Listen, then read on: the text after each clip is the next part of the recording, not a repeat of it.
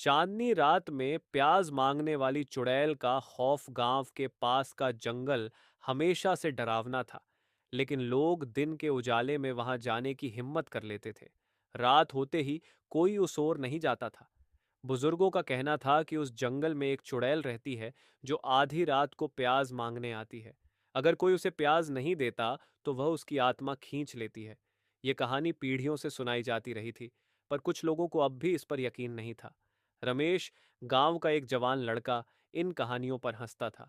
उसे इन बातों पर यकीन नहीं था। एक रात दोस्तों के बीच उसने शर्त लगा ली कि वो जंगल जाएगा और आधी रात को चुड़ैल से मिलकर वापस आएगा।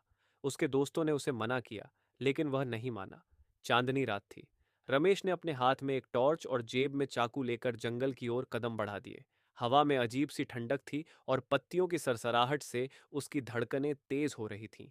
फिर भी उसने अपने कदम धीमे नहीं किए। जंगल के बीच पहुंचते ही उसे दूर से एक हल्की आवाज सुनाई दी, प्याज दो।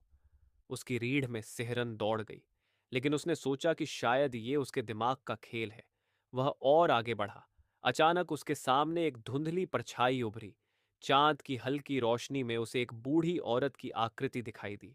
उसका चेहरा धुंधला था, लेकिन उसकी आंखें चमक रही थीं। वह धीरे धीरे रमेश की तरफ बढ़ी और वही डरावनी आवाज फिर आई, प्याज दो। रमेश का दिल अब तेजी से धड़कने लगा। उसने हिम्मत जुटाई और हंसते हुए कहा, तू सच में प्याज मांगने आई है? औरत ने फिर धीरे धीरे कहा, प्याज दो। उसकी आवाज में अब एक अजीब सी घबराहट थी। रमेश ने मजाक में जवाब दिया, मेरे पास प्याज नहीं है, जा कहीं और मांग। इतना सुनते ही चुड़ैल का चेहरा विकृत हो गया।